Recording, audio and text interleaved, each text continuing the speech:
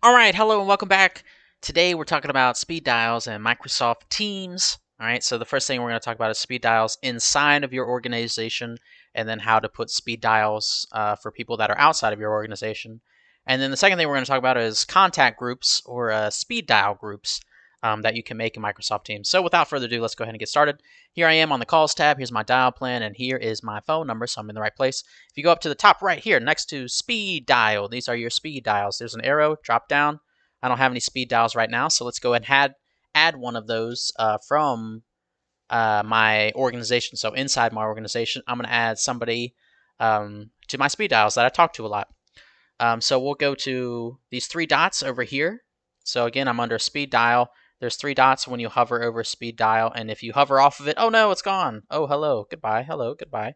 So you hit those three dots, add a contact to your speed dial group, and we're going to add, who do I talk to a lot?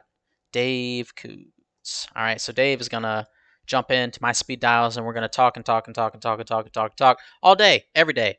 So there he is. Dave is in my speed dial group, and he is in my organization. Now, if Dave is not in my organization and he's outside of my organization, I got to add him as a contact in order to add him to my speed dial list. So how do I do that?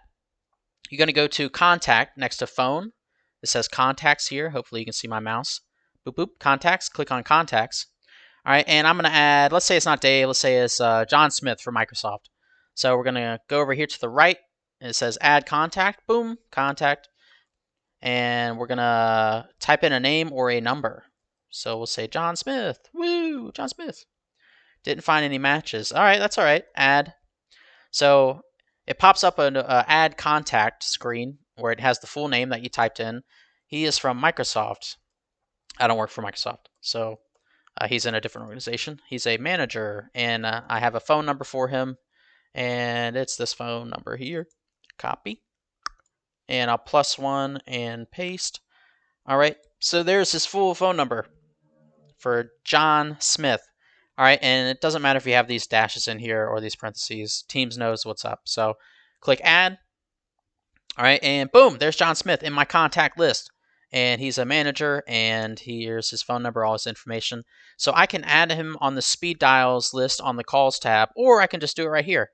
So if you go to these three dots over here to the right, next to the little handset, click on those three dots, and we're going to add to speed dial. So boop, add to speed dial.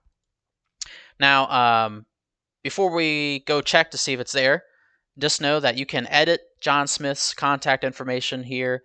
You can remove him, and you can block him if he gets to calling you too much. And if you could just get a random number calling your team's phone, you can also just add it as a contact and say, block this number as a name and put in the phone number and block it here. So that's a little nifty tip for you. So let's go see if John Smith is on my speed dial. Back to phone. And here we are, boop, boop, Dave, and there's John Smith. Yes, we did it. All right, so John Smith is on my speed dials. You can have, I don't know how many exactly you can have, but I've had up to 14 different speed dials. After you get past 8, once you have 8 speed dials, you kind of go down here, and then if you have more than 8, you have to scroll down further and further, which can be annoying. So I'm sure you can have up to 30 different speed dials, or probably more than that. But I would say 8 probably is the best, so you don't have to scroll up and down. One thing about these speed dials too is it goes by the order that you add them. So if I don't want Dave to be number 1, I can click on these three dots and remove Dave. Sorry, Dave. And then John Smith is number 1. And then I can re-add Dave, and he would be in that second position. Okay.